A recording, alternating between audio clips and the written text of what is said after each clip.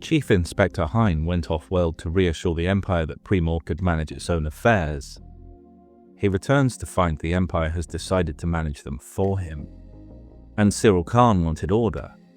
Now he's meeting the real thing. We return to what looks like Hyne's office from episode 1, but this time it more closely resembles a courtroom. At the desk sits Lieutenant Blevin, emissary of the real Empire. The last time we saw him, he was a small but polished figure at the ISB roundtable, a cog in the immaculate white machinery of Imperial intelligence. Here he's a giant in a room that smells of failure, looking across at three men who've just realised they were never part of that machine after all. Sergeant Mosk stands ramrod straight, instinctively obedient. Chief Inspector Hyne looks lost, still trying to figure out what meeting he's walked into. And Syril Karn, the would-be model officer, is watching his life implode under the weight of the order he worshipped. Blevin's speech is a bureaucratic execution at its most elegant. You will relinquish any and all comlinks, weapons and scandocs. The language is dry, repetitive, beautifully impersonal. Each "you will" is a nail in the coffin of their autonomy. You will not return to your living quarters. You will holo-certify. You will not waste further Imperial time. It's a liturgy of administrative destruction. He's not only firing them, he's making them participate in their own termination through a series of bureaucratic genuflections. You can't even be fired quickly. You have to certify your firing, confirm your culpability, acknowledge your disgrace. Can we just pause for a moment and appreciate the fact that I don't think Hyne even knows what's happened yet? I think that's hilarious. He was away somewhere burnishing Pre-Mor's reputation among Imperial security auditors while the farce was unfolding. He's come back, been summoned in here, and Blevin won't even let him read the report. Even funnier is the ever-talkative Mosk, who does not say a word, though he does raise his hand in a doomed attempt to.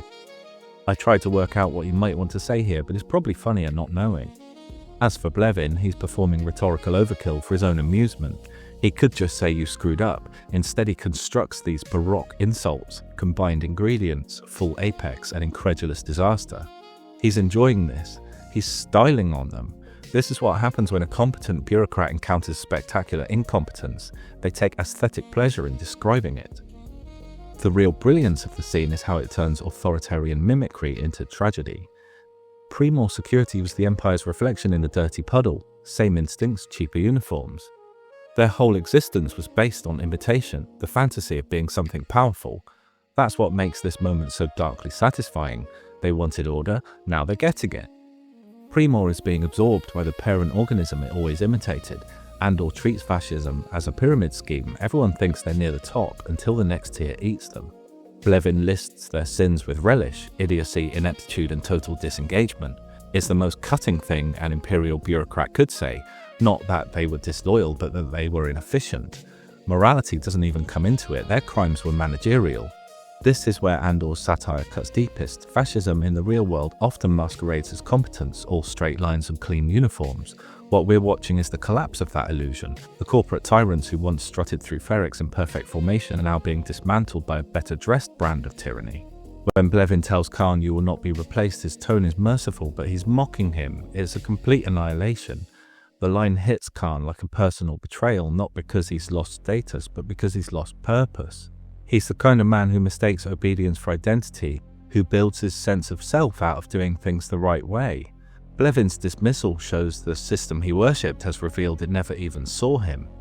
That's the shape of power in Andor, a pyramid of control that's always collapsing inward, each layer feeding the one above it. The corpos tried to climb it, instead they were turned into raw material. The system rewards obedience right up until it doesn't need you anymore. The Empire doesn't expand by conquest alone, it expands by absorption. Palpatine already did this to the Trade Federation and Techno-Union. The Nazis absorbed the brown shirts. Saruman was literally trying to imitate Sauron. The scene's comedy and its horror come from the same truth. Everyone here thought they were the Empire already. Mosk, Karn, Hyne, they were playing dress-up fascists, pretending to hold the line between chaos and order. And now the real thing has arrived, wielding real authority. That's what makes Andor's depiction of authoritarianism so precise. It's not only cruelty for its own sake, it's about the quiet, grinding logic of hierarchy. There's always someone above you. They're not going to blame their boss, so they always think you're the problem. So Blevin doesn't need to raise a gun or even his voice, his language is enough. When he says you've rung the final bell on corporate independence, it's not just the end of Pre-Mor, it's the start of a new phase in the show's political anatomy.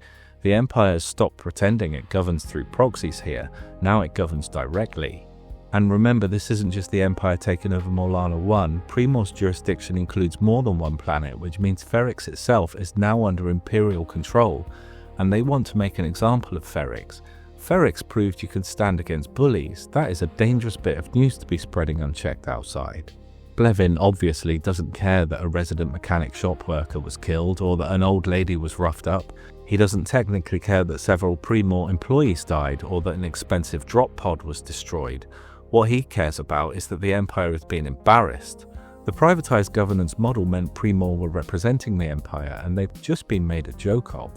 In the background, you can almost hear the pyramid shifting, one more layer sinking under the weight of its own perfect design. The Empire, like all systems of control, is forever consuming its imitators. Pre-Mor wanted to be the Empire. Now it is, just not in the way it hoped.